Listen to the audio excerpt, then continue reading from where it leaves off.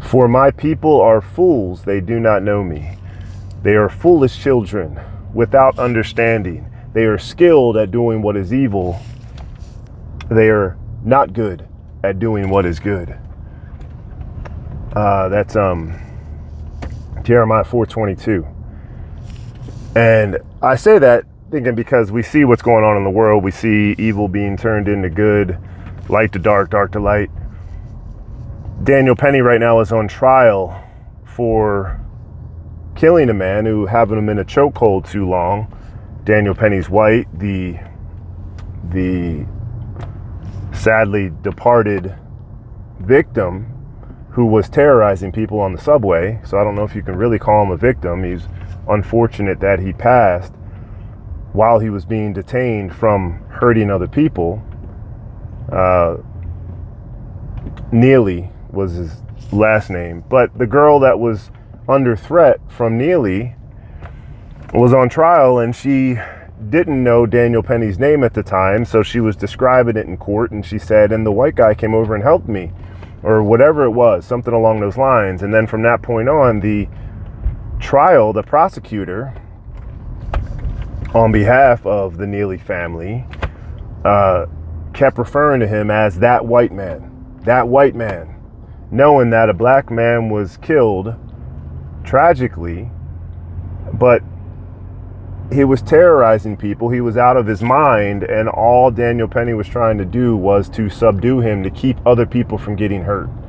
And now he is on trial for stepping in to do the right thing, to protect others. And it's become a racial thing, and it's really shameful of the prosecutor to latch on to what the witness said, who was there not against Daniel Penny, but just to tell her story and say he was helping, and then to use her words against the defendant, who was only trying to do the right thing and help people who were in danger, because there was a threat. There was threats being made and erratic behavior. And it's always unfortunate when anyone passes, but the more we allow things like this to go on and trials like this to go on, we're going to get to a point where no one is ever willing to step in and do the right thing. Well, at least in the sense of anyone who's not walking with the Lord. And I say that not self-righteously at all, but knowing that anyone truly walking in relationship with the Lord knows that to stand up for righteousness can bring you under the thumb of persecution by this world, because Jesus died for everyone and he was mocked all the way until the end. And that's what will happen when you truly do stand up for the rights of others in some situations.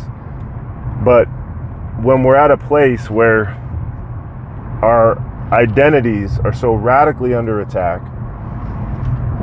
if we're not aware of it and we're not actively seeking the Lord and his truth, we will be divided by it.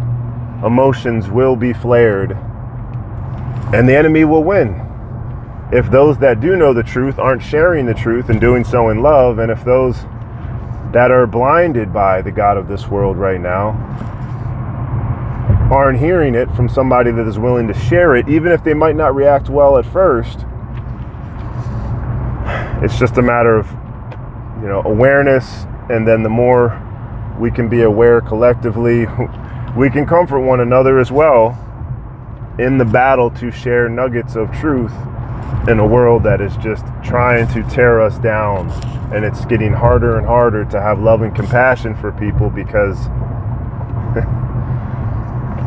we're human. All the time I just wonder how Jesus did it. I mean, he sweat blood. Again, that's a condition that death row inmates have when they're about to go on their final day. They sweat blood. That kind of fear to resist sin. He could have lashed out. He could have done so many things, but he willingly took the punishment that we are all due because of our inability to do what is good, because we don't know until we know the Lord. And then even when we know the Lord, we still sometimes have to fight. I got to bite my tongue often and pray like, okay, I just have to bite my tongue. I can't say what I want to say right now. It's not glorifying the Lord. it's not going to help anything. It's only going to inflame matters. And everything in this world is trying to bring out the evil that we are so skilled at doing, that Jeremiah 4 so masterfully points out. But when you seek God, he humbles you, he softens your hearts, you're able to be more reflective of Christ. So I pray that we all do that. I pray that anyone hearing this realizes that we all have a wicked heart if we allow it to dictate our decisions, our thoughts, our comments, if we don't redirect everything we go through to the cross and to Jesus Christ. Our conscience should bear witness of what is good and evil. But again, this world is trying to sear our conscience, and it does so in incidents like this, where race is used to pit us against one another, when it's always a matter of the heart. And again, the heart is wicked. But if you seek Jesus, our heart becomes more like his because we submit to his will. Therefore, our heart's desires become his heart's desires. Our human desires are wicked at the deepest level. That's why we need to seek Jesus. So I pray this finds you well. God bless. We'll see you tomorrow.